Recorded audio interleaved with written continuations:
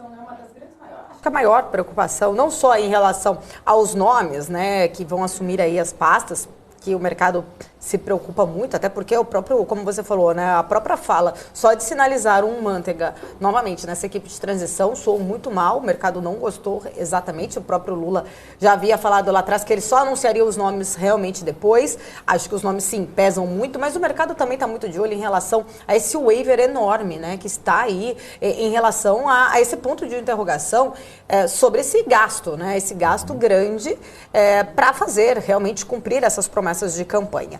Primeiro, né, até ontem, um dos pontos ali abordado no evento no qual eu estava, eles comentaram muito assim, são 75 bilhões que precisariam para se cumprir exatamente esse ponto principal aí de continuar o Auxílio Brasil, se vai voltar, parece que vai voltar a chamar aí o Bolsa Família, né? Só que a gente vê que a PEC está pedindo aí, essa PEC de transição, 175 bi. Então, ou seja, tem 100 bi ali a mais, né? Pesando nesse orçamento, né, pesando em relação ao teto de gastos. O que o mercado olha muito são essas falas. Quando o próprio Lula falou, não são gastos, são investimentos, não temos que olhar para o teto de gastos, temos que solucionar todas as questões aí sociais. Claro, a gente sabe que essas pessoas que precisam exatamente desse dinheiro, elas não poderiam ficar aí na mão, acabar dezembro e janeiro não recebeu o valor. Mas você acha, como o orçamento foi mandado no valor de R$400 e ele está tentando exatamente conseguir manter os 600 para janeiro, tem tempo hábil, mesmo que seja uma PEC, a gente sabe o quanto demora isso. Você acredita que ele vai conseguir fazer isso?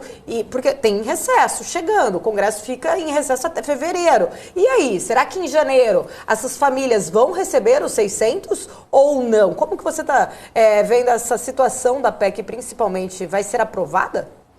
Olha, é difícil saber se ela será aprovada. O que a gente percebe é que o governo irá fazer toda a negociação possível, usar a sua força de início de mandato para aprovar a PEC.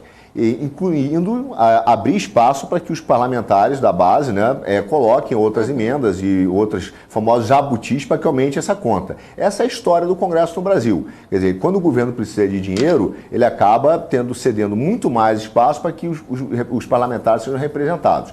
O que eu vejo claramente?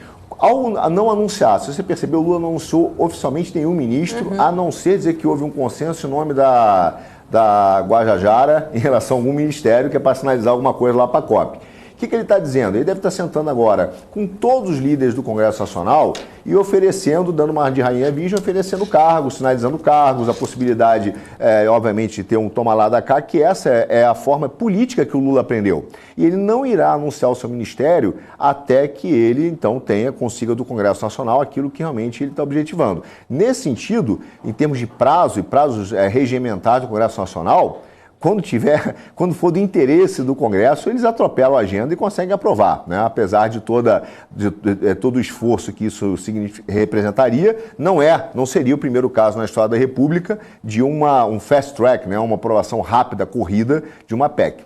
Realmente não será. Agora, o que está em jogo? Nesse momento, é uma negociação não só por aumento de valores do que interessa ao Congresso Nacional, mas também de cargos. E esse é o ponto que o Lula está negociando, que eu não tenho dúvida nenhuma que está sendo negociado agora. Então é possível? Se não chegarem a nenhum acordo, o que o PT vai dizer? Vai dizer que tentou, que fez todo o esforço possível e vai colocar a culpa no atual governo no Congresso. Basicamente é essa comunicação, né? Então o que está em jogo nesse momento são essa tensão negocial de cargos, aumento das despesas e, obviamente, dos interesses do PT. Agora, que ele quer aumentar, estourar e fazer um governo populista, pode notar, porque essa será a pauta dos próximos 2 anos, sem nenhuma sombra de dúvida.